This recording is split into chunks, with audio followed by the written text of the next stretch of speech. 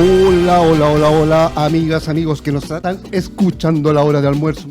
Tengo que contarles que él nació en Constitución, pasó su infancia en Iribilo y a los 21 ya estaba en Sao Paulo, donde no ha parado de trabajar y perfeccionar su oficio en las artes visuales.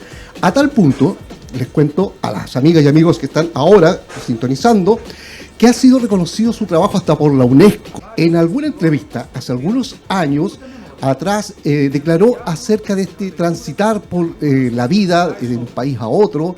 Dijo algo así como: esto me ha obligado a reflexionar constantemente sobre el lugar donde vivimos. Las preguntas autobiográficas siempre han sido la base de mi proceso creativo desde el principio. Para hablar en primera persona de su autobiografía, tenemos el altísimo honor de estar con nosotros al señor Waldo Bravo, artista plástico nacido en Constitución. ¿Qué tal, Waldo? ¿Nos puedes escuchar? Sí, perfectamente. Bueno, primero que nada, buenas tardes, Julio. Gracias por la oportunidad, por la invitación.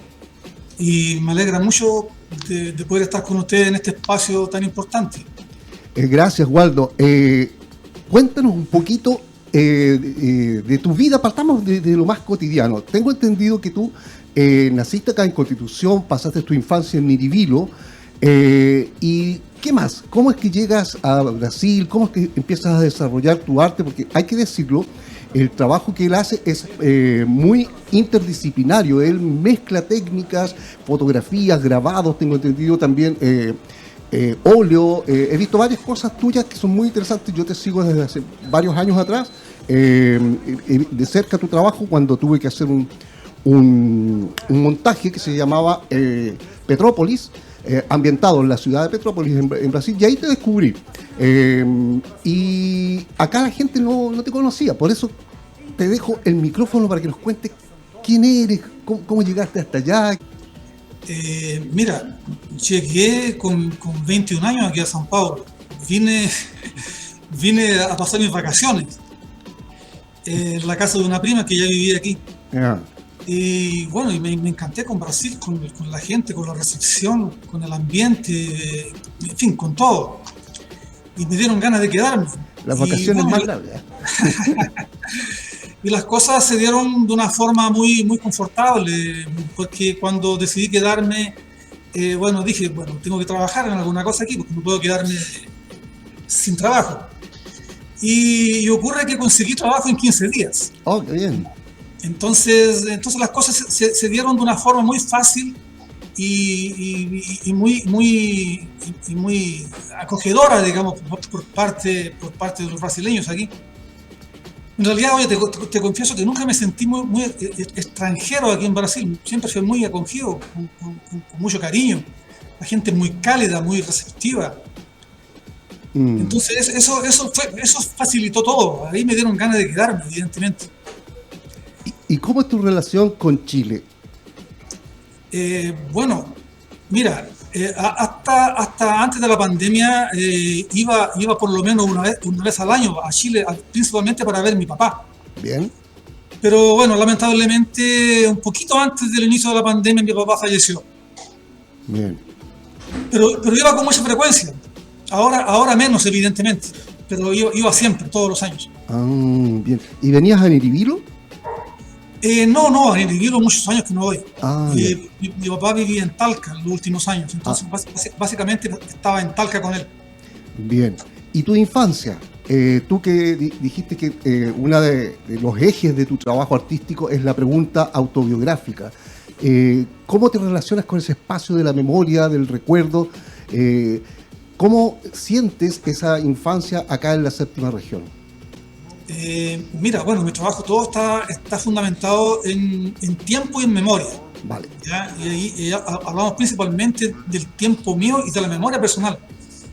¿Ya? Y grande parte de la raíz de mi obra tiene origen en mis vivencias, en Miribilo, en Empedrado, que yo pasaba mucho tiempo en Empedrado también, que queda más cerquita de Constitución todavía. Bien. Bueno, y en Constitución pasé mucho tiempo en Constitución también. ¿Por qué venías de vacaciones? Sí.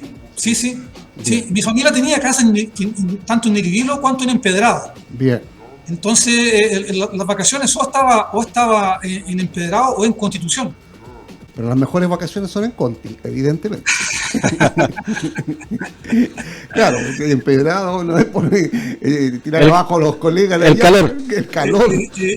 Oye, Julio, tengo recuerdos muy lindos de mi infancia, muy lindos. ¿Alguna anécdota especial y en tu juventud algún amor que a lo mejor te está escuchando por acá? No, oye, de Conti me acuerdo mucho de las playas. Mis padres me llevaban mucho a la piedra de la iglesia y jugábamos en la arena y almorzábamos en un restaurante que queda enfrente a la piedra de la iglesia. Pucha, eran años muy lindos, muy lindos. Y después tengo entendido que te fuiste a estudiar a Santiago, estudiaste una carrera como relacionada con artes, y de ahí para adelante fueron como muchas cosas, porque se cruzan en tu lenguaje estético muchas disciplinas. A ver, cuéntanos un poquito cómo fue tu proceso de formación.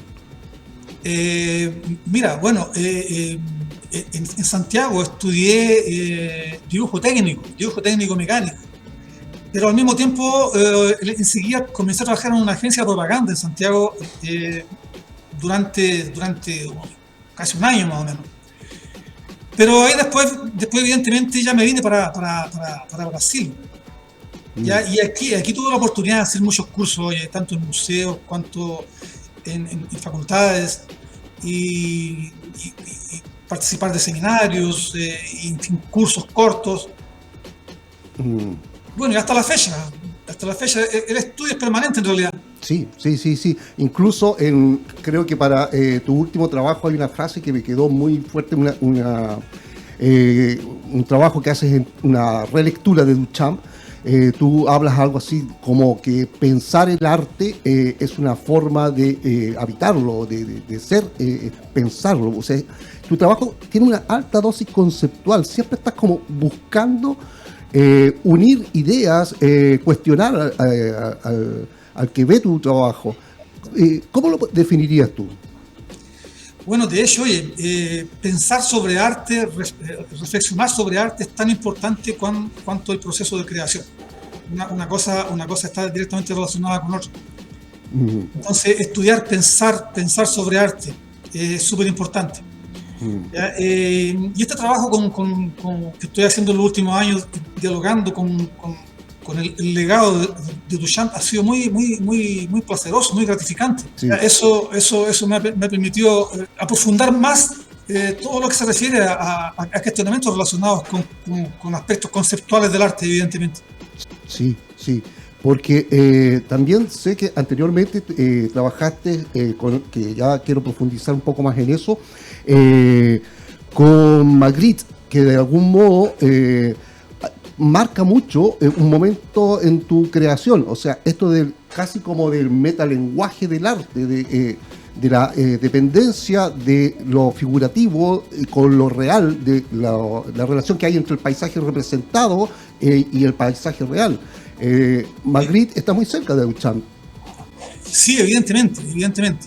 Ya, fue una gran muestra la que hice dialogando a partir de una obra de Magritte, una obra llamada La Condición Humana 2. Exactamente. Y esa obra fue el punto de partida para uno de mis mayores proyectos de intervención urbana hechos aquí en São Paulo. Sí. Ya, aquí en São Paulo existían en la ciudad hasta hace pocos años atrás unas planchetas publicitarias llamadas aquí en São Paulo de outdoors. Sí. Que son como letreros camineros. Sí, exactamente, son como unas gigantografías que se ponen para la publicidad en las calles, en los caminos. Justamente, eso era muy usual y muy conocido aquí en São Paulo, pero eso lo sacaron. El alcalde de São Paulo de algunos años atrás sacó una ley llamada Ciudad Limpia y sacó todo lo que era propaganda y publicidad en las calles de São Paulo. Actualmente no hay nada.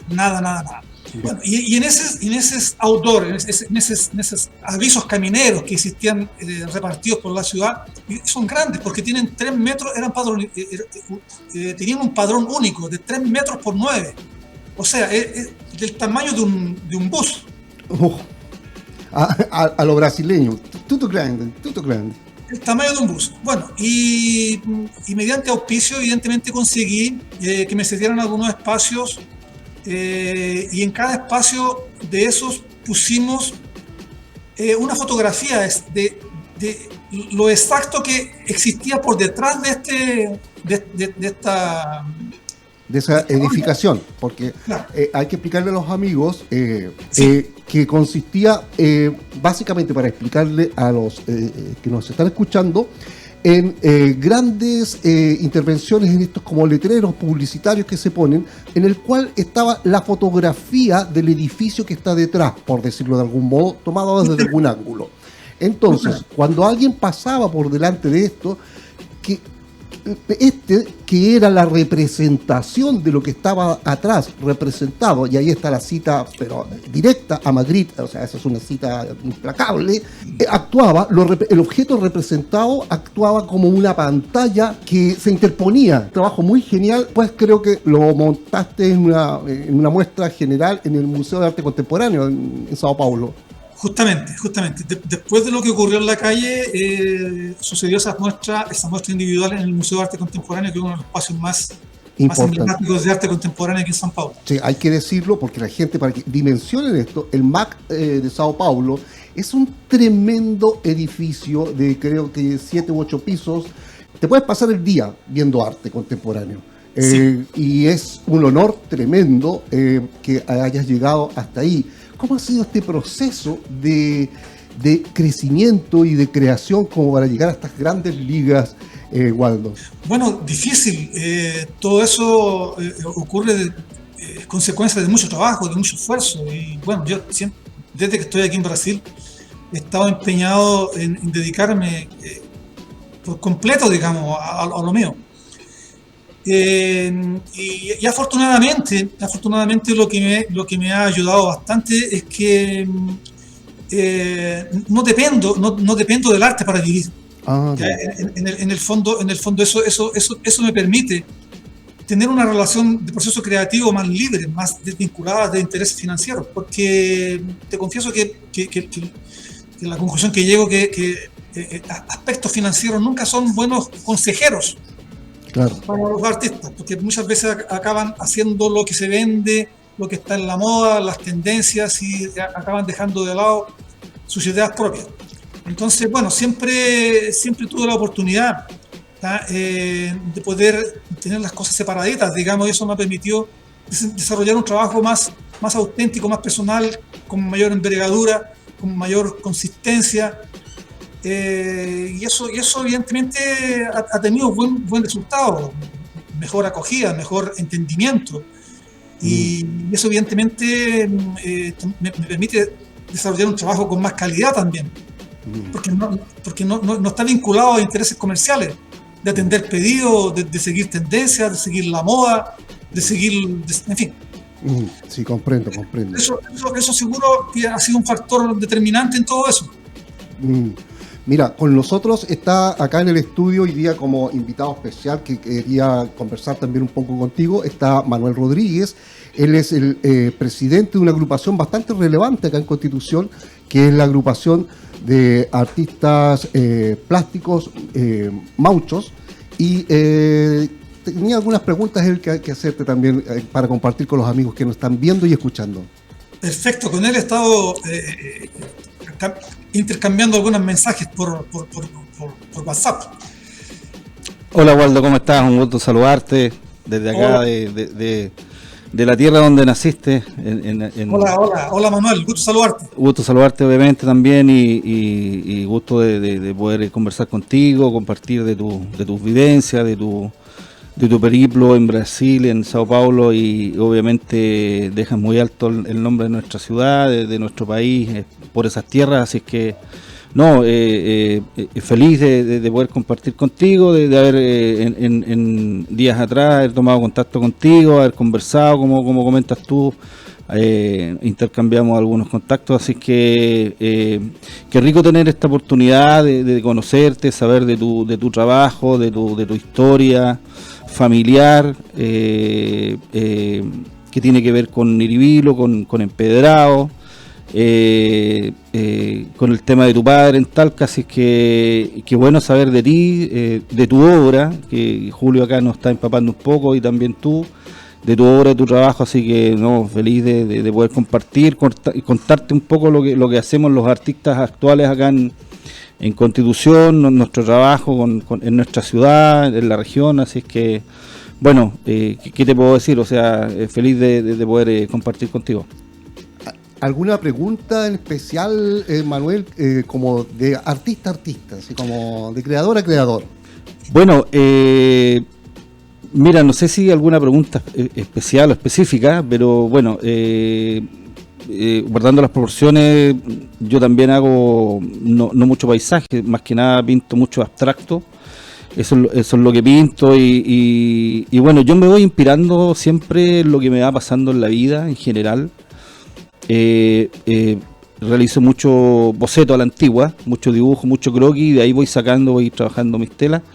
Pero veo que Waldo tiene un trabajo más, a lo mejor, no sé cómo llamarlo, pero más... conceptual. Claro, más de concepto, más que tiene que ver también, bueno, yo creo que todos los artistas, en el fondo trabajamos lo que nos pasa en la vida, o sea, nuestro entorno, que tiene que ver mucho con eso, pero más digital, más... yo soy un pintor más a la antigua, si bien es cierto, estuve muchos años en Valparaíso, estudié en la Escuela de Bellas Artes, pero lo mío tiene que ver mucho con el tema como te contaba recién, del dibujo, del croquis, de croquear, de rayar un cuaderno, una croquera, y de ahí sacar ideas e ir formando grandes formatos. Me gusta el formato grande. Pero yo no sé si él realiza también este tipo de trabajo o él trabaja más en el tema digital. ¿Cuál sería como tu técnica en la que te mueves? Claro. Como para que los jóvenes, sobre todo los jóvenes que están en esta agrupación, que están buscando horizontes, formas, técnicas, materialidades, lo pudieran como tener presente. ¿Cómo definirías tú cuál es la materialidad específica con la que más trabajas? Mira, eso ha ido cambiando durante los años. Evidentemente, mi inicio fue muy parecido con el inicio de la mayoría de los artistas visuales que se dedican a eso, con dibujo, con pintura, evidentemente. Después me volví con grabado. Bueno, y aquí en San Paulo mi trabajo ha sido muy experimental. Soy una persona muy curiosa, movida y motivado por la curiosidad. Ya, entonces he trabajado conozco muchas técnicas hoy, conozco muchas técnicas. Ya, grabado me encanta, dibujar, pintar, bueno, hasta la fecha continúo también haciendo lo mismo. Pero lo que ocurre es que actualmente han ingresado a mi repertorio técnico técnicas más digitales, técnicas de computación gráfica, y lenguajes más experimentales, como son las intervenciones urbanas, instalaciones convencionales, site specifics, y otros lenguajes más experimentales. ¿Ya? No me quedo muy confortable trabajar solamente en un territorio único o específico. ¿Ya? Considero que mi trabajo está envolvido con lo que yo llamo de artes integradas. ¿Ya? Entonces eso como tú lo mencionabas anteriormente, son procesos creativos que reúnen, que tienen como base la interdisciplinaridad. Correcto. Ya, la unión de varias técnicas, varios procedimientos. ¿Ya? Evidentemente, lo que hago actualmente, ya, que estoy muy envolvido con este diálogo con Marcel Duchamp en los últimos 5 o 6 años. Estoy en eso. Y bueno, una parte de este trabajo es digital. Es imagen. Claro. Pero al mismo tiempo también continúo haciendo pinturas. Y aquí en el taller tengo diversas pinturas, esas dentro de ese diálogo. Algunos dibujos, algunos objetos. En fin, tengo diversas cosas aquí en el taller que son objetos materiales, físicos, no son digitales. Claro.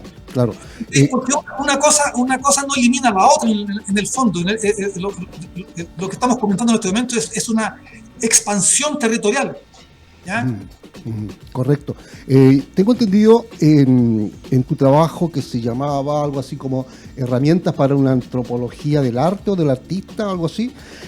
Hay un cruce entre lo material, entre formas y materialidades como serruchos, ¿cómo se llaman estos? Engranajes, sierras, palas, Sí. y que están donde hay pintas con acrílico, creo.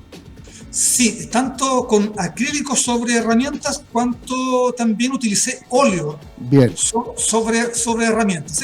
Oye, todos esos trabajos que mencionas son pintura formal. No existe nada de imagen digital hasta ese momento. bien. En ese conjunto de trabajos. Hay grabados también. Recuerdo haber visto un grabado muy bonito que a mí me gustó en esa serie, en ese trabajo de la arqueología de la pintura. Sí. Sí. Pero lo que fue expuesto, que fue de hecho mi última exposición individual física en galería, fue justamente ese trabajo de las herramientas. Sí. Y en esas herramientas solamente mostré pintura sobre esas herramientas. Claro, como explicarle a la gente, en vez de usar un lienzo, él ocupó una herramienta. Usted vaya a la casa, agarre una pala y pinta sobre la pala con acrílico, o tome un serrucho y pinta encima del serrucho. Y hay un detalle que a mí personalmente me gustó muchísimo, que tienes en ese trabajo, Waldo. No sé, es una volada mía, como decimos en Chile, es una volada, que tiene que ver con el uso de ciertas herramientas que son muy típicas de acá de la zona de donde tú creciste. Estas sierras, estas como motosierras, estas herramientas para cortar la madera, y que dejas en evidencia el óxido con toda la riqueza de texturas y colores que el óxido nos entrega. ¿Esto fue intencional? ¿Hay algo de tu, como hablábamos al comienzo, de tu biografía puesto ahí en esa búsqueda de materiales? Bueno, sí, evidente, porque son herramientas usadas. Algunas solamente son nuevas, pero la gran mayoría de las herramientas que utilicé son muy antiguas, algunas con más de 100 años. Entonces, evidentemente, esas herramientas antiguas ya vienen impregnadas con el tiempo y la memoria en la superficie, con su textura, con su óxido, en fin. Entonces eso es muy interesante, porque eso es un viaje atemporal a través del tiempo, relacionado primero con las herramientas que son el soporte, y al mismo tiempo otro viaje por el tiempo también al recontextualizar obras de los grandes maestros del pasado. Correcto. ¿Ya? Porque expliquémosle a los amigos que sobre estas herramientas, recuerden, él no usó telas, bastidores como solemos ver en las exposiciones. Él ocupa herramientas de trabajo. Piense usted en estas herramientas de serrucho, cosas que se ocupan para los aserraderos, y sobre eso él pinta algunas íconos claves de la historia de la pintura mundial, ¿bien? Y resignifica esa herramienta cotidiana, le da un nuevo estatus a lo cotidiano, a la memoria y a la historia. Es muy interesante a nivel conceptual eso. ¿Qué estabas buscando con eso? ¿Una especie de reconciliación con el pasado tuyo mismo, por el tipo de herramienta, tanto como por la técnica de intervención en la herramienta? Mira, esas intervenciones comenzaron con pinturas, Bien. en las cuales colocaba recuerdos de mi infancia en Miribilo, en Constitución, ya, con juguetes, en fin, con recuerdos, recuerdos afectivos. Bien. Recuerdos de mi infancia, ¿ya? Pero ahí evidentemente en algún momento comenzaron a entrar otros recuerdos que también son recuerdos afectivos, que son mis grandes referencias de los grandes maestros de la historia del arte. Entonces comenzaron a conectarse, digamos, esos recuerdos que son tanto de mi infancia cuanto de mi formación artística. ¿Ya? Y ahí comenzó todo, abrió un leque de posibilidades cuando comenzaron a surgir esos grandes maestros. ¿Ya? En esa exposición de herramientas para una arqueología de la pintura, que usa esas herramientas, dialogué no con todos los grandes maestros, pero con algunos que por algún motivo particular me toca en lo particular, digamos, tiene alguna trascendencia, alguna influencia en mi desarrollo, en mi proceso creativo. Pero curiosamente, ya en esa exposición, ya surgieron las primeras obras dialogando con Marcel Duchamp. Sí. Porque a partir de aquella exposición, enseguida me enfoqué solamente en diálogos con Duchamp, hasta la fecha. Yo no sé cuánto tiempo más continuaré dialogando con Duchamp, pero pienso que eso llevará todavía un buen tiempo, porque hay mucha cosa para hacer con él. Es un artista muy fascinante, es un artista que provoca mucha reflexión, mucho cuestionamiento. ¿Ya? Y eso evidentemente es materia prima fundamental para cualquier proceso creativo. Claro. Entonces, bueno, en eso estamos y estoy súper envolvido con eso. Posiblemente el año que viene salga alguna muestra individual. Estamos también negociando, tal vez resulte la publicación de un segundo libro. Sí, sí. Relacionado con ese proyecto. Acá Manuel te quería preguntar algo. Sí, Waldo, estaba pensando lo que hablabas respecto a tu obra y la materialidad y todo. Me imaginaba una exposición acá en Constitución de tu obra. ¿Tienes pensado en algún momento venir a...? Bueno, yo sé que comentaste un momento atrás que venía mucho todos los años a ver a tu padre que falleció en Talca, pero yo no sé, ¿hace cuántos años que no vienes a Constitución? ¿Tienes pensado venir a la región? Si tienes familiares... Yo el otro día conversaba contigo y te preguntaba si tenías familiares acá en Constitución. Sí, como te comenté cuando conversamos, mira... No tengo mucha seguridad si todavía tengo familiares en Constitución. Yo perdí contacto con los que tenía. Ya. Y hace muchos años que no voy a Constitución. Si yo te digo, la última vez que estuve en Constitución, pucha. ¿Cuando chico? Sí. Cuando Lolo. Cuando niño. Estamos hablando de 50 años atrás. Claro. No nacíamos todavía. Oye, evidentemente, me imagino... Cuando era Nueva Bilbao de Gardoqui. Claro. Más o menos. Constitución debe estar totalmente transformado. Sí, efectivamente. Sí, efectivamente.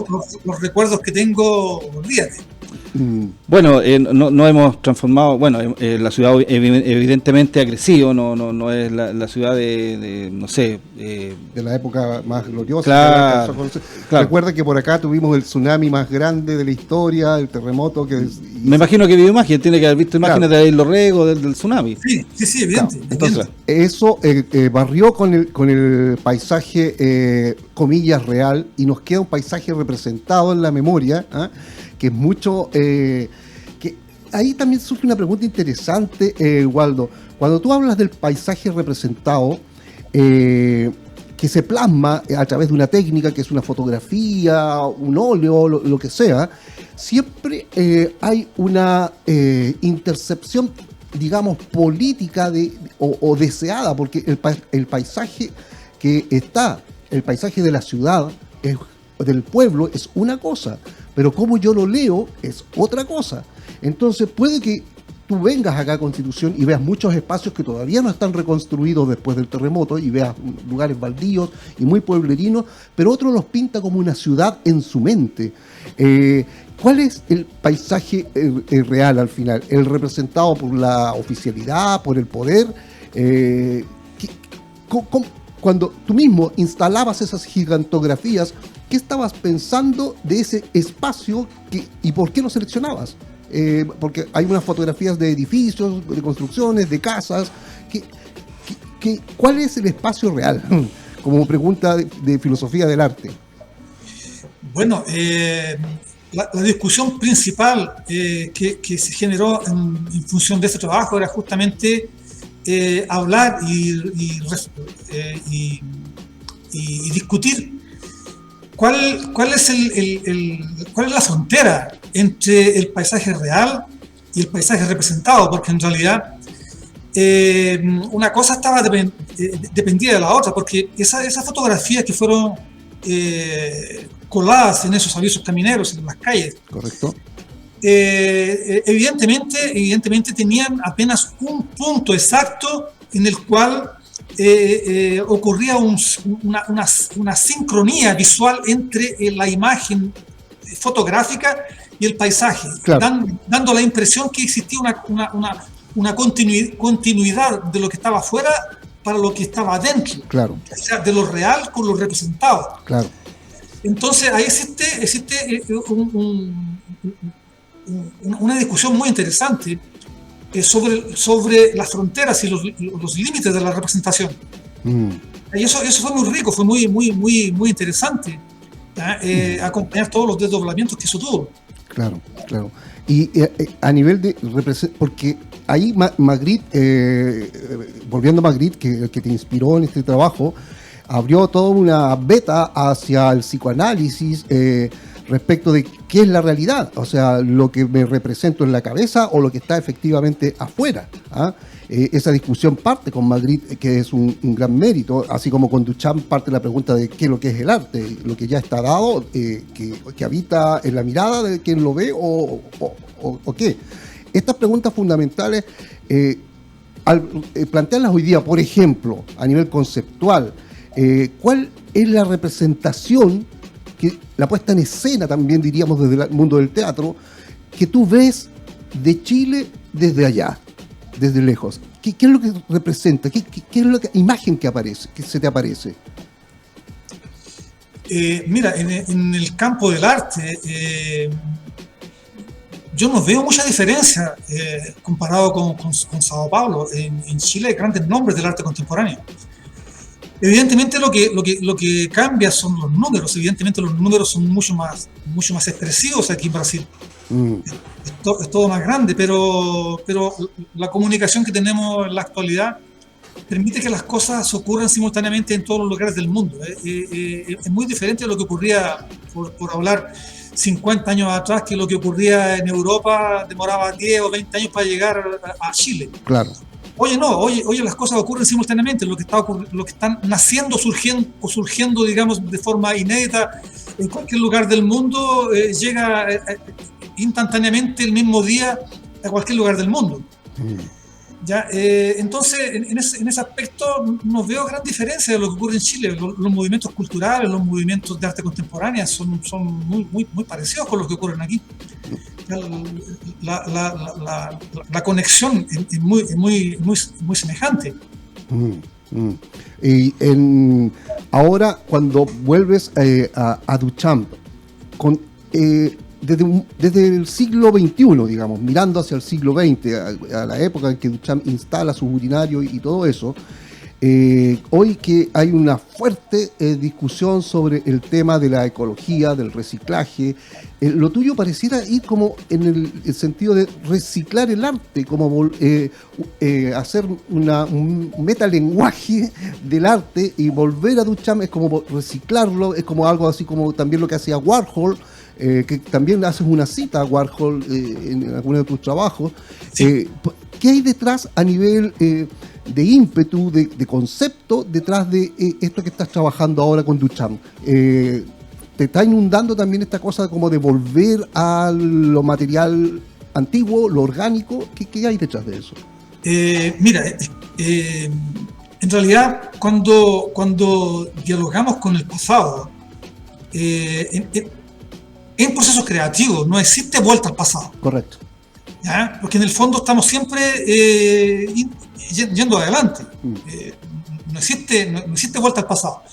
Entonces, ¿qué es lo que se hace? Al traer algunas informaciones del pasado al presente, esas informaciones son recontextualizadas en el momento actual, son inseridas en el contexto contemporáneo, evidentemente. ¿Ya? Y en ese aspecto, Duchamp es un artista excepcional, ¿ya? Porque es un artista que tiene más de 100 años. ¿Ya? La principal producción de Duchamp ocurrió en el inicio del siglo pasado, estamos hablando de los años 10, años 20. ¿Ya? Entonces, las obras principales de Duchamp son de ese periodo. O sea, estamos hablando de un artista con un siglo, con obras que tienen más de un siglo. ¿Ya? Y eso es lo más interesante, porque actualmente Duchamp es el artista que tiene el mayor poder de contaminación en la producción de arte contemporánea. Y eso es algo que me impresiona mucho. Sí. ¿Cómo es posible que un artista de más de 100 años ya tenga un poder de contaminación y de influencia tan grande en la producción de arte contemporáneo? Ya, eso es algo extraordinario. Entonces, al mismo tiempo, las obras de Duchamp, que son antiguas, al mismo tiempo, en ningún momento han perdido su actualidad, Sí. su relevancia. Sí. Continúan muy actuales. ¿Ya? El poder de transformación, ¿ya? Que él hace es muy grande. ¿Ya? Sí, El legado de Duchamp es una cosa impresionante. Las grandes transformaciones que existen en el arte contemporáneo son debido a los aportes que él hizo. claro. Y también innegable el aporte de Magritte, que si lo miramos desde el punto de vista hoy día de las redes sociales, donde se crea una realidad, una representación del objeto representado que es absolutamente distante. Toda esta cantidad de filtros, de juegos y dispositivos para interponer entre lo que se está representando, que normalmente en la selfie es uno mismo, y lo que aparece representado es muy magritiano. Es como que los dispositivos de la representación se resaltan y distorsionan los representados, y es un fenómeno muy interesante de estudiar. Sí, sin duda, sin duda.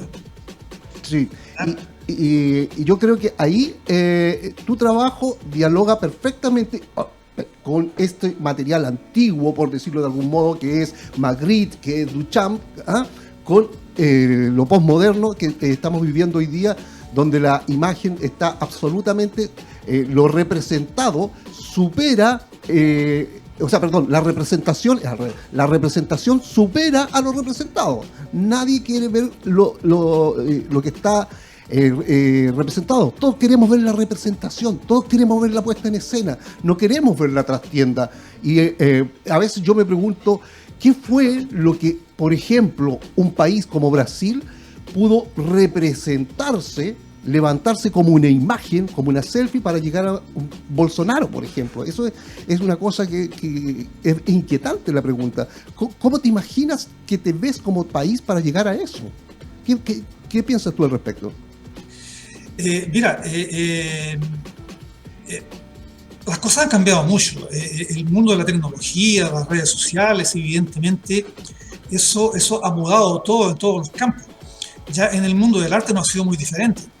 Vivimos un fenómeno actualmente que es lo que yo llamo de un bombardeo visual de imágenes. Correcto. ¿Ya? Eso es un fenómeno que a mí particularmente me ha despertado mucho interés y mucha reflexión y mucha discusión y muchos momentos converso con otros artistas y con otras personas sobre ese fenómeno, porque tiene un impacto muy grande en la producción de arte contemporánea. ¿Ya? Y a lo que me refiero es lo siguiente. Un día conversando con un grupo de amigos, discutiendo ese fenómeno, ese fenómeno es un fenómeno sin precedentes en la historia de la humanidad. Ese fenómeno de bombardeo visual de imágenes. ¿Ya? Y surgió una información que me llamó bastante la atención. Yo no sé de dónde surgió, pero bueno, alguna base de estudio tendrá. Y que el volumen de informaciones visuales, de imágenes que el ser humano contemporáneo tiene, equivale a 10 años de un ser humano en la época medieval. Claro. Ya, ahí estamos hablando de bombardeo visual de imágenes. Bueno, oye, y eso tiene mucho sentido en realidad, porque si tú piensas un poquito, ya, si estamos con un celular en la mano o si estamos delante de un computador, ya, el volumen de imágenes que pasan por delante de nuestros ojos es muy grande. Es muy grande. ¿Ya? Si vemos alguna película o alguna serie de televisión, son millones de imágenes. Evidentemente, eso es un volumen asustador, un volumen tremendo. ¿Ya? En la época medieval, ¿cuál es el contacto que el ser humano tenía con imágenes? Básicamente en la iglesia, en las catedrales, donde tenían cuadros y algunas pinturas, ¿tá? Y en los castillos, ya en fin, porque era la nobleza que también tenía acceso a pinturas. la gente del campo jamás tenía contacto con una pintura. Claro. Entonces, eso es muy interesante pensarlo, y eso al mismo tiempo me entristece un poco cuando pienso, pucha, qué pena que ese grado de atención que, por ejemplo, equivalente al ser humano de la época medieval tenía con una pintura, porque imagínate la siguiente situación: un ser humano de la época medieval entrando por la primera vez en una catedral o en un castillo, y en el cual al entrar se depara con la pintura el retrato del duque o del príncipe o del rey que está en la pared.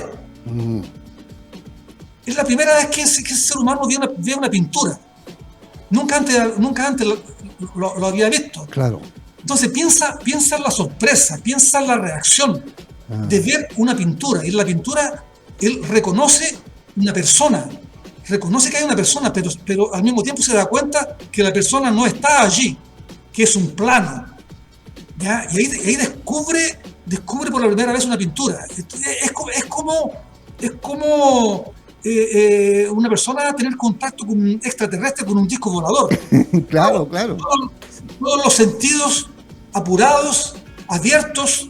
¿Ya? Es una relación, digamos, con una pintura que, te digo, actualmente me encantaría que el público tuviese una reacción de ese tipo con un trabajo mío, pero lo que ocurre es al contrario. Con ese bombardeo visual, bombardeo de imágenes que tenemos en la actualidad, lo que está ocurriendo es otro fenómeno, lo que yo llamo de un adormecimiento visual. Claro. Es como si fuese un mecanismo de defensa que nuestro sistema interior, nuestro cerebro está, digamos, tomando para preservar nuestra percepción del mundo, porque es un bombardeo sin precedentes. Correcto. Entonces lo que ocurre hoy día, ya con ese adormecimiento visual, que las personas ven muchas cosas, pero en realidad no prestan atención en casi nada. Es difícil pensar que algo despierte la atención, ya como lo que ocurría en ese ejemplo que te mencioné actualmente, ya porque es tanta información, es tanta imagen, es tanto cuadro, es tanta pintura, es tanto video, es tanto de todo, que no prestan atención en más nada. Claro. Actualmente veo eso como un gran desafío para los artistas que trabajan con artes visuales hoy día. Porque, ¿qué hacer, digamos, frente a ese fenómeno? ¿Qué hacer frente a un fenómeno donde el público está cada vez con una mirada adormecida, que nada llama la atención? ¿Ya? Y ese fue uno de los objetivos principales de esa intervención urbana que yo hice en las calles, porque lo que propone esa intervención urbana es casi un juego, ¿ya? Un juego de observación, un juego del público se da cuenta que allí no hay apenas una fotografía, ¿ya? O algún anuncio vendiendo algún producto, en fin, cualquiera. Claro, sí, hay allí una fotografía, ¿ya? Que propone un juego de descubrir cuál es el punto exacto en el cual esa imagen se sincroniza con la realidad. Entonces ahí evidentemente el público tiene que estar muy atento, con una percepción muy ampliada, digamos, para tratar de descubrir, claro, ya cómo esa imagen se relaciona con el paisaje. Claro. Es como buscarle el ángulo, porque además esa fotografía instalada frente a un edificio, una fotografía del edificio frente al edificio, un recorte, y aquí hay algo muy interesante que alguna vez un profesor de composición me hablaba, que a veces lo más interesante es no lo que está dentro de lo recortado, sino lo que queda afuera. Entonces tú planteas un trozo del edificio fotografiado desde un ángulo, lo ponemos frente al edificio, y ahí viene la intercepción de la mirada, que es un ojo atento, como tú dices, requiere detenerse frente a la imagen para empezar a cuestionarse, a ver dónde está, qué es lo real, lo representado que está atrás, ese edificio o esa representación. que hoy día la tenemos hasta en la mano como una selfie. Claro, claro. Este proyecto que estamos conversando, en el fondo podemos decir que es como una restauración poética del paisaje urbano. Correcto, muy bonito eso. Sí, muy bonito eso. Sabes que también la reflexión que hacías recién respecto de esta cantidad abrumadora de imagen me hace recordar a Julia Kristeva, esta gran filósofa y lingüista francesa, que hablaba de grandeza y pobreza de los medios de comunicación, en el sentido de, para llegar a tener un aparato de esto en la mano, que es verdaderamente un computador de última generación, que le llamamos celular, esto requiere una riqueza material, económica enorme, pero que curiosamente nos está llevando a una pobreza intelectual, a una flojera, a este adormecimiento del ojo, como tú dices, que mata algo que es básico para el cuestionamiento, que es la curiosidad y el asombro. Sin asombro y sin curiosidad nos quedamos como volvemos a las cavernas. Sí, fundamental. Sí. ¿Verdad? Sí. Totalmente de acuerdo. Sí. A mí me provoca mucho curiosidad el saber, como tú planteabas hace un rato, ¿y qué hace entonces ahora el artista plástico? Tal vez la obra más conceptual sea el muro en blanco. Mira, como te decía, es un desafío. Es un desafío. En otra serie que yo hice en esa época, también pensando en alguna forma de romper ese adormecimiento visual. Yo hice una serie de trabajos con distorsiones anamórficas, ¿ya? Una serie de imágenes anamórficas, que son distorsiones hechas por el computador, evidentemente, en las cuales esas imágenes eran montadas en bastidor, se quedaban semejantes a un cuadro en la pared, pero en el tope de esa imagen coloqué espejitos. ¿Vale? Ya hice toda una serie de trabajos con ese procedimiento, de distorsiones anamórficas. ¿Ya? Y solamente la persona podía restaurar visualmente lo que estaba distorcido en la tela a través del espejo. O sea, solamente mirando en el espejito que la imagen se reconstruía visualmente y aparecía en su configuración natural. ¿Ya? Fue una serie de trabajos que fueron inspirados en una obra también de la época medieval, una obra del artista Hans Holbein, una obra bien conocida llamada Los Embajadores. Ah, bien. Pues posiblemente la debes conocer, esa obra. Sí. ¿Ya? Esa obra, Los Embajadores, tiene una anamorfosis en el pie de la obra, que es una calavera. Sí. Una calavera toda distorcida, ya que de frente tú no la reconoces como calavera. Parece una mancha cualquiera, una cosa extraña. Pero evidentemente quien se aproxima en un ángulo exacto, bien al lado, mirando la obra, esa pintura bien de lado, esa distorsión se recompone y adquiere la forma de una calavera. Sí, y que es como un fenómeno óptico, que depende de cómo uno se pone y aparece la calavera. Claro. Exactamente. Lo impresionante es que es un artista que hizo eso en 1500 o 1490, algo así. Claro. Ya, es una obra muy antigua, evidentemente fue hecho a mano, no existían computadores. Hoy día hago con mucha facilidad cualquier trabajo de anamorfosis con el computador, lo hago en 5 minutos. Pero en esa época no, yo me quedo pensando, pucha, qué fantástico, ese artista hizo una anamorfosis ya de una forma puramente visual. Es increíble. Sí. Y además que es bien extraño porque como que esa mancha, esa calavera, como que no dialoga con el resto del cuadro. Es como... porque el resto es como que está en la figuración realista clásica a la que estamos más o menos acostumbrados. Y aparece esta calavera así como en diagonal que provoca una disrupción tremenda. Sí, A propósito, Y las personas no entienden nada, miran esa calavera y, bueno, sin conocimiento y sin saber de qué se trata, pasa desapercibida, digamos. La persona se queda con la impresión que, bueno, qué cosa extraña tiene esa pintura, no entienden nada. Pero solamente quien sabe que hay que mirarla de ladito, en un ángulo específico, ahí, bueno, ahí claro, la cosa adquiere otro significado, otra dimensión, otra lectura, otro entendimiento, otra relación con la obra. claro, claro. Oye, y ya que estás tocando el punto que me parece muy interesante, ¿cuál es tu opinión respecto de esto que está sucediendo con la inteligencia artificial y la creación con estos nuevos lenguajes que son los lenguajes muere lo analógico y parece que lo digital es el soporte principal? Bueno, muy interesante todo eso. Evidentemente es fascinante pensar en todo lo que está ocurriendo y lo que está por venir. Al mismo tiempo también pienso que todas esas novedades, todas esas cosas nuevas que ocurren no vienen con el objetivo de sustituir las antiguas.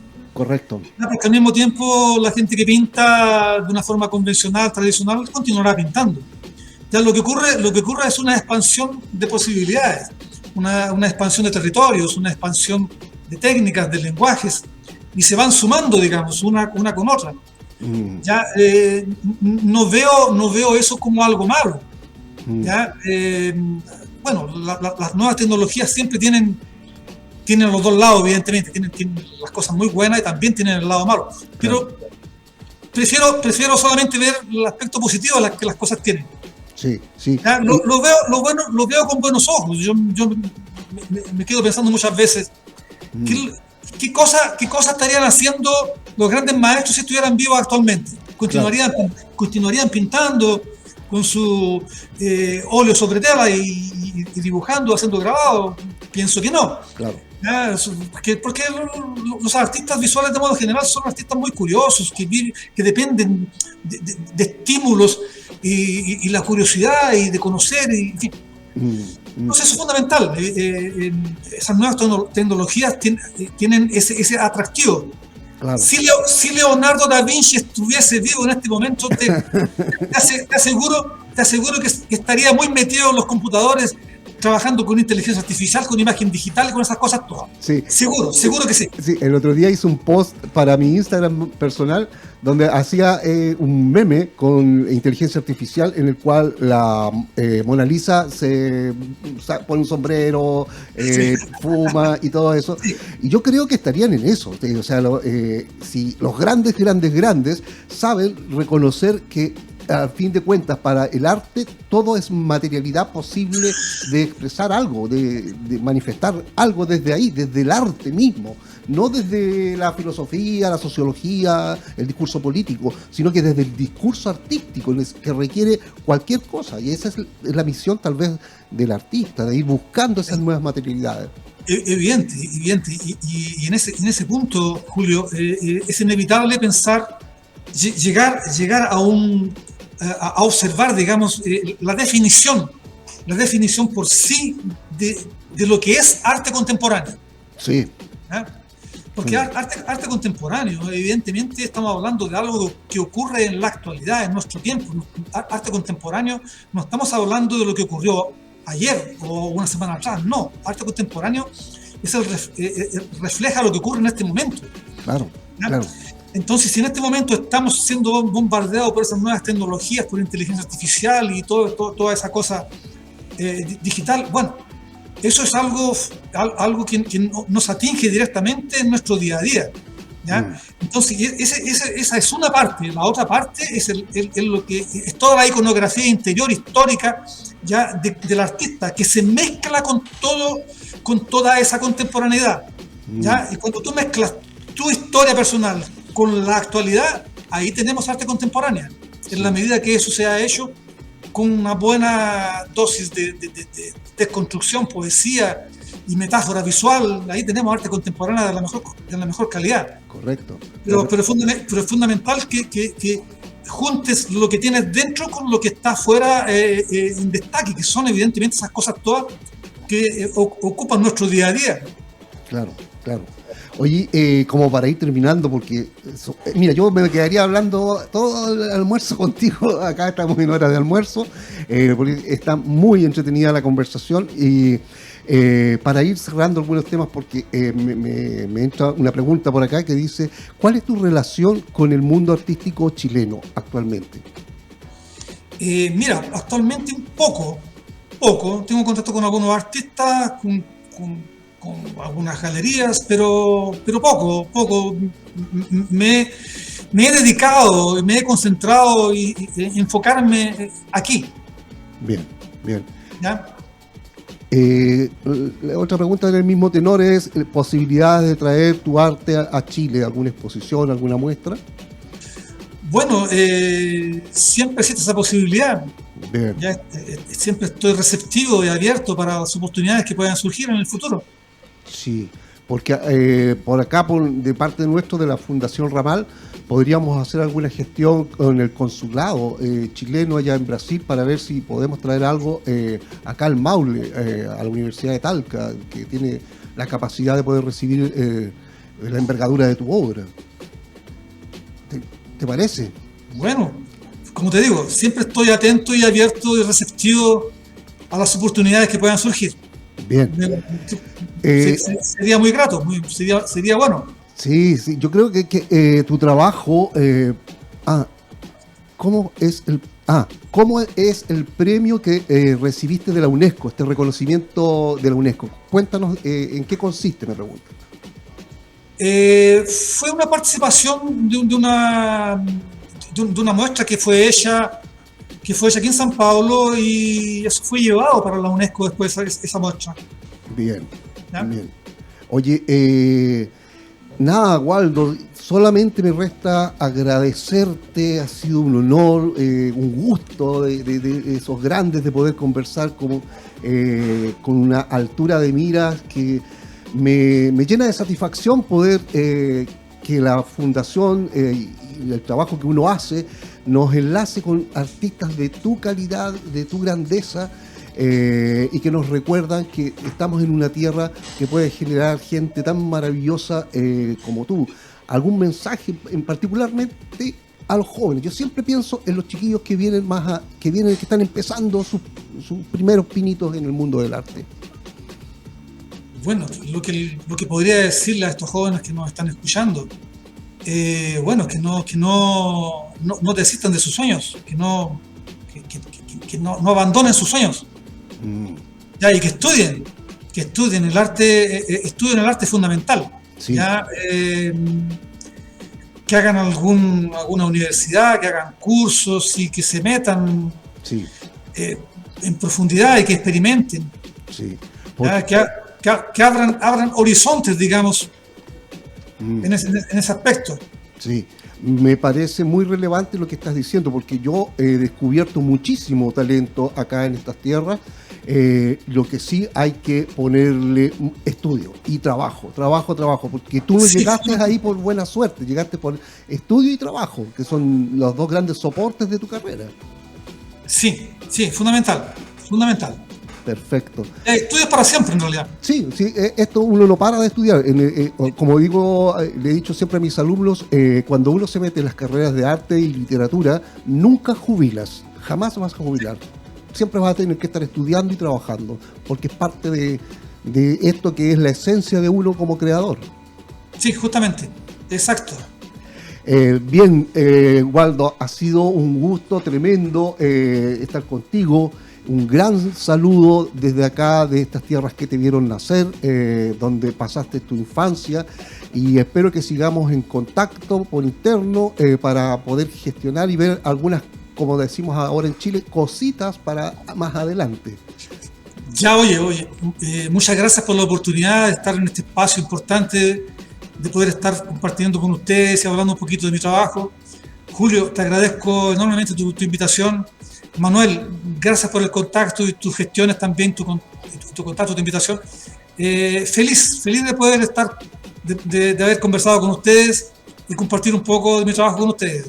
Muchas gracias. Ya les mando un abrazo cariñoso a la distancia.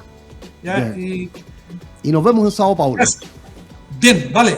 Vale, gracias. Chao, Waldo. Gracias por todo. Gracias. Muchas Gracias, un abrazo grandote. Gracias, Waldo. Qué impresionante no sé, ¿qué te pareció, Manuel? No, espectacular. O sea, es un bagaje, es un baño de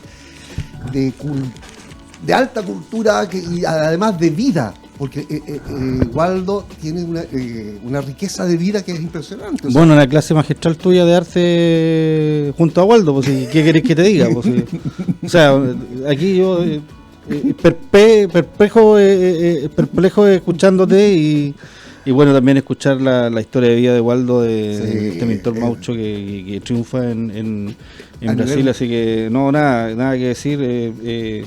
Gratificante, te agradezco la invitación y la posibilidad de conversar con él y de escucharlo, de escucharte a ti.